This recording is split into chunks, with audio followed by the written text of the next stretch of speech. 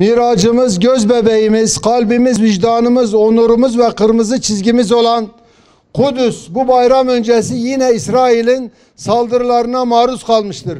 İsrail'in bu saldırıları artık kronikleşmiş, Müslümanların her bayram öncesi Mescid-i Aksa'yı hedefe konularak bir meydan okuma yapılmakta ve Mescid-i Aksa bir Yahudi mabedine çevrilmek istenmektedir.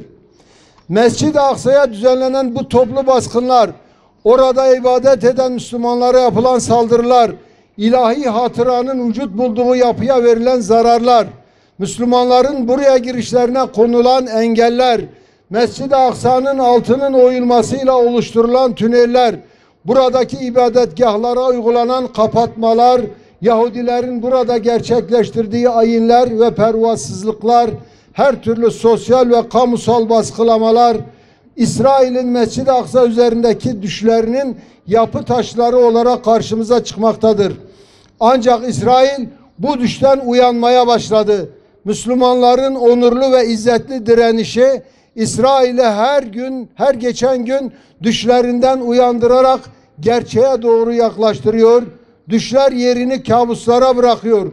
Bu hakikat İsrail'in gün geçtikçe daha da çirkefleşmesine, saldırganlaşmasına ve zorbalaşmasına yol açıyor.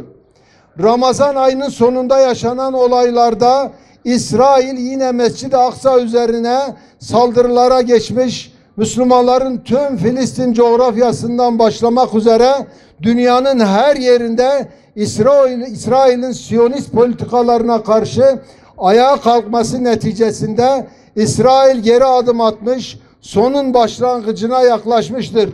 Bugün yine tek ses olmalı, İsrail'e karşı tek yürek tavrımızı ve haklılığımızı ortaya koymalıyız. Artık İsrail'in şaşırma, sabrımızı taşırma. İsrail şaşırma, sabrımızı taşırma.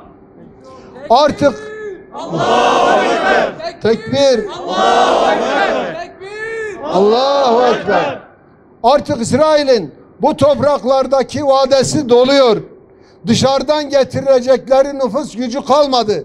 Uluslararası kamuoyu gün geçtikçe İsrail'e karşı tavrını daha net ortaya koyuyor.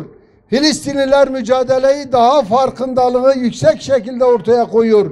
Nüfus üstünlüğünün kendilerinde olduğu şehirlerde dahi toprakları terk etmeye başladılar. Siyasi olarak en ufak bir düzen kuramadılar. Bunun kendileri de farkında. Bu farkındalığın yükünü saldırıların şiddetini artırarak aşmaya çalışıyorlar. Parçalanıyorlar, parçalanmaya devam edecekler. Hadis-i şerifte diyor ki içinizden biri bir kötülük görürse onu eliyle, buna gücü yetmezse diliyle değiştirsin, buna da gücü yetmezse kalbiyle ona karşı kin ve nefret beslesin. Bu ise imanın asgari gereğidir. Bugün İsrail Müslüman coğrafyaların tam kalbinde bizatihi kötülük timsali olarak durmaktadır. Bu kötülüğe karşı kalbimizle buğz etmekle beraber elimizle ve dilimizle yapmaya güç yetireceğimiz pek çok şey bulunmaktadır. Uluslararası kurum kuruluş, STK, haber yayıncıları, sanatçılar, siyasetçiler, güvenlik kurumları, teşkilatlar, organizasyonlar gibi mekanizmaları doğru şekilde harekete geçirerek kamuoyu baskısını oluşturmak tüm Müslüman alemi için acil bir gerekliliktir. Siyonizmin pek çok boyutuyla karşımıza çıkması gibi mücadele ederken de farklı mukavemet metotlarını etkili bir biçimde kullanmalıyız. İsrail, Kudüs'ü ve Mescid-i Aksa'yı Yahudileştirmek isterken Siyonizmin dini, kültürel, politik, medya yayınlarını kullanmaktadır. Kişiler ve zamanlar değişse de Siyonizm ideolojisinin karanlık yüzü değişmemektedir. Mücadelemizi verirken bu ırkçı saldırgan ideolojinin tüm unsurlarına karşı vermeli, küresel bir farkındalık ve bilinçlendirme hareketi uyandırmalıyız.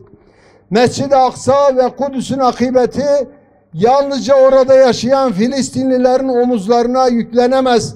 Her bir Müslüman zamanın ve şartların ruhuna münasip şekilde Kudüs ruhunu ortaya koymasını bilmelidir.